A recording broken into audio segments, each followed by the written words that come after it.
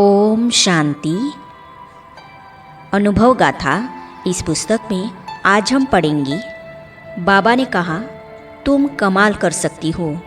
इस विषय पर ब्रह्मा कुमारी शशि प्रभा बहन आबू पर्वत अपने अनुभव इस प्रकार सुनाती हैं।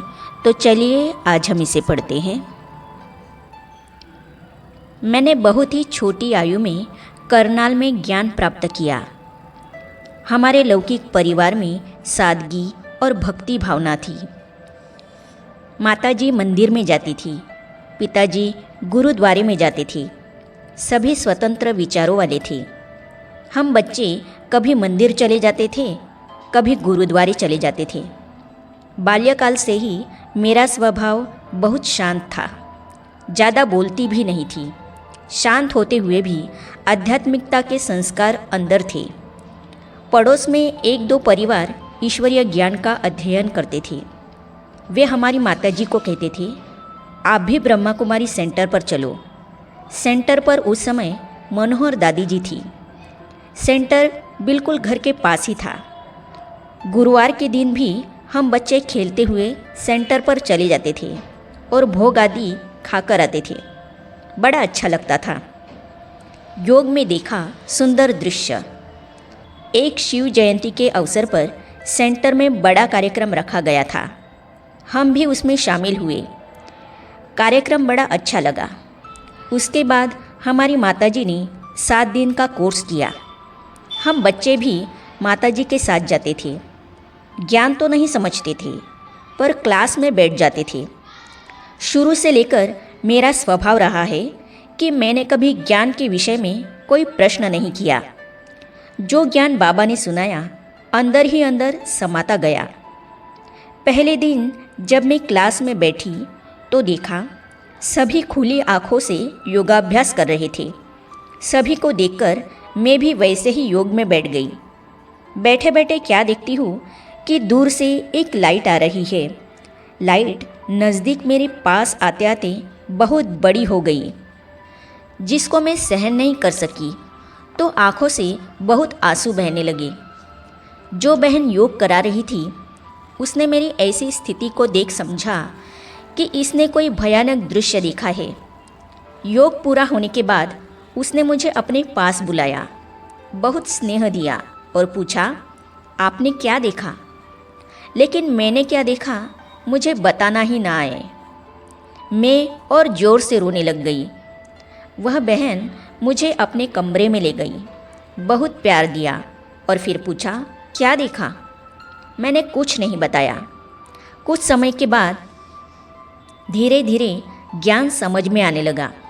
बाबा की मुरली सुनने लगी तो उस दृश्य का अर्थ समझ में आया। हम बिछड़े हुए बच्चे बाबा से 5000 वर्षों के बाद मिले हैं। तो यह बाप और बच्चे के पहले मिलन का सुंदर दृश्य था। बाबा ने बहलाया साक्षात्कारों द्वारा। मैंने सारा ज्ञान डायरेक्ट मुरली से ही सीखा। दूसरी बार जब मैं योग में बैठी थी तो देखा कि नदी का बहुत सुंदर किनारा है। चारों तरफ बहुत सुंदर बगीचा है। बीच में श्री कृष्ण और गोप गोपियाँ रास कर रहे हैं। मुझे बड़ा अच्छा लग रहा था। कुछ सेकंड में देखा कि श्री कृष्ण और गोप गोपियाँ मेरे पास आ रहे हैं। थोड़ी दूरी से श्री कृष्ण ने हाथ के इशारे से कहा, आओ, इधर आओ। मेरा शुरू से स्वभाव था, मैं किसी के भी नज़दीक नहीं जाती थी, थोड़ा दूर दूर रहती थी। मैं घबरा गई, लेकिन वह दृश्य आँखों के सामने से हटता ही नहीं था। इस प्रकार प्यारे बाबा ने समय समय पर कई दिव्य नज़ारे दिखाए। मधुबन अर्थात आबू पर्वत आने से पहले ही बाबा ने इस पावन नगरी का भी साक्षात्कार करा दिया था।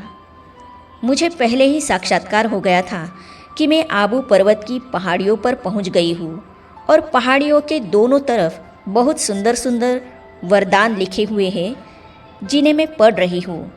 सामने देखती हूँ तो पाती हूँ कि बाबा खड़े हैं, लेकिन इन साक्षात्कारों का अंदर ही अंदर अनुभव करती रहती थी, किसी को बताती नहीं थी। सिर पर हाथ रखते ही शक्ति आ गई।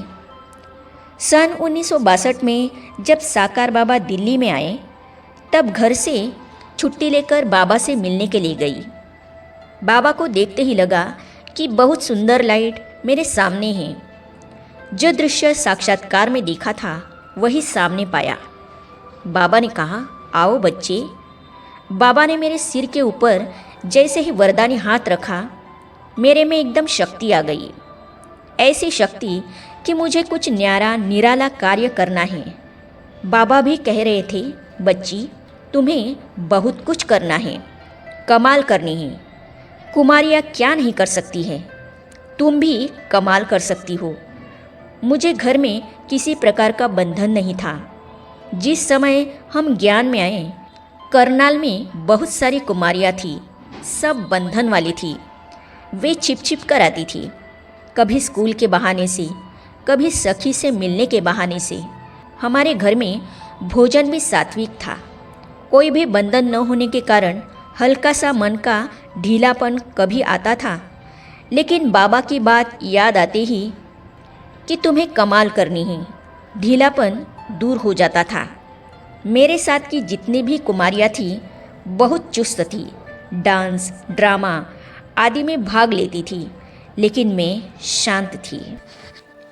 आगे हम पढ़ेंगे बाबा ने भरा समझाने का गुण। तो इन अनुभवों को हम पढ़ेंगे अगली कड़ी में। तो ये जानने और पढ़ने के लिए इस चैनल को सब्सक्राइब करने के साथ ही साइड में जो बेल आइकॉन है उसे भी क्लिक कीजिए, ताकि आने वाली सभी वीडियो और अब तक की सारी वीडियो आप तक पहुंचती रहेगी। ओम शांति।